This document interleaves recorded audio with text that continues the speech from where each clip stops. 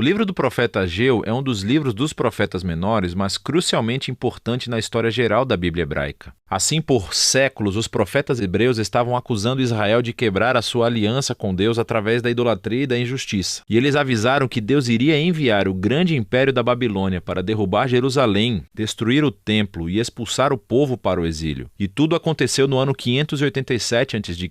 Mas isso não foi o fim da história. Os profetas também acreditavam que ainda havia esperança e que Deus um dia traria de volta um remanescente transformado do seu povo, Israel, para viver em uma nova Jerusalém, onde a presença de Deus viveria entre eles. Quando nos viramos para Ageu, o ano é 520 a.C., quase 70 anos após o exílio. O Império Babilônico recentemente entrou em colapso e o mundo é governado pelos persas. Eles permitiram o retorno de qualquer israelita exilado que quisesse voltar para Jerusalém, que ainda estava em ruínas. E sob a liderança de um sumo sacerdote chamado Josué e Zorobabel, um herdeiro da linhagem de Davi. E um grupo de exilados, todos retornam e começam a reconstruir a cidade e as suas vidas. Lembre-se da história do livro de Esdras, capítulos de 1 a 6. Então temos altas esperanças e o futuro parece muito brilhante, mas na verdade não é, pelo menos do ponto de vista de Ageu. O livro consiste em 4 sessões que resumem a mensagem de Ageu dada ao povo de Jerusalém ao longo de 4 meses. Ele começa acusando as pessoas de terem prioridades equivocadas e sim, elas voltaram para Jerusalém. Mas elas estão usando todo o tempo e recursos para reconstruir as suas próprias casas de luxo, enquanto o templo ainda estava em ruínas devido à sua destruição 70 anos atrás. Então Ageu pergunta: as suas casas são realmente mais importantes do que a sua fidelidade a Deus? Essa negligência, Ageu diz, é o mesmo que a rebelião da aliança de seus ancestrais, e é por isso que a terra ainda é improdutiva, porque eles foram atingidos pela fome e pela seca. E aqui está a citação de Ageu na lista das maldições da aliança no livro de Deuteronômio. E assim, as palavras de Ageu são seguidas por uma história da resposta do povo. Lembre-se também da história de Esdras, capítulo 5. Nós aprendemos que Zorobabel, Josué e o remanescente do povo foram impactados pela mensagem de Ageu e estavam motivados. Eles começaram a reconstruir o templo. Então, na próxima sessão, Ageu segue um mês depois e aborda alguns problemas de expectativas destruídas entre as pessoas. O templo que eles estão reconstruindo é bastante inexpressivo. Não é nada comparado à glória do templo de Salomão, construído aqui cerca de 500 anos antes. E, por isso, a moral estava muito baixo para terminar o projeto. E assim, Ageu lembra o povo das grandes promessas proféticas do futuro reino de Deus e sobre esse templo. Ele cita os profetas anteriores, especialmente Isaías e Miqueias, sobre a nova Jerusalém.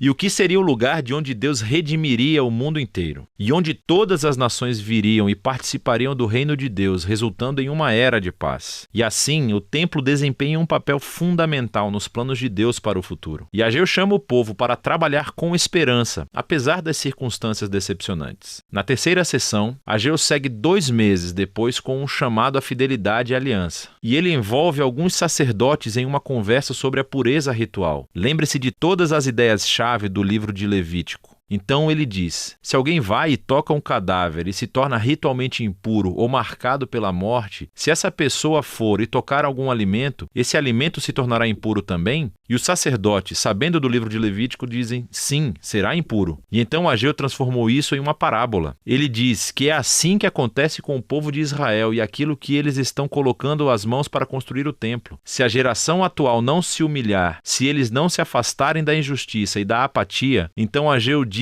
que o que eles constroem com as mãos, incluindo esse novo templo, também será impuro. O desafio de Ageu é que é somente pelo verdadeiro arrependimento e fidelidade da aliança que seus esforços de construção resultarão em Deus trazendo o seu reino e bênção. E assim, em certo sentido, o futuro de Israel estava nas mãos deles. Deus está esperando que o seu povo seja fiel. E assim, a escolha de Ageu diante da geração exilada é muito semelhante ao desafio que Moisés deu à geração do deserto antes de entrar na terra. A sua obediência levará à bênção e ao sucesso, enquanto a falta de fé levará à ruína. O livro conclui com o resumo de Ageu da esperança futura do reino de Deus. Ele fará da Nova Jerusalém o centro de seu glorioso reino internacional e, a partir daí, confrontará e derrotará o mal entre as nações. Ele relembra as pessoas sobre a derrota do exército do faraó na história do Êxodo. Deus cumprirá aqui a sua promessa a Davi e estabelecerá o rei em sua linhagem, e nos dias de Ageu, que foi representado por Zorobabel. E assim o livro termina com um futuro futuro brilhante. Então a pergunta é: será que a geração de Ageu será fiel a Deus? Será que eles irão experimentar o cumprimento de todas as promessas? E Zorobabel, ele será fiel? Será que ele se tornará o rei messiânico? E você tem que continuar lendo os 2 últimos livros dos profetas Zacarias e Malaquias para descobrir. Mas você pode ver como esse pequeno livro contém uma grande mensagem para toda a geração do povo de Deus, que as nossas escolhas realmente fazem a diferença, e que a fidelidade e obediência do povo de Deus faz parte da maneira como Deus escolheu realizar os seus próprios propósitos no mundo. E assim, essa verdade surpreendente deve motivar a humildade e a ação do povo enquanto aguardam o reino vindouro de Deus. E essa é a mensagem do livro de Ageu.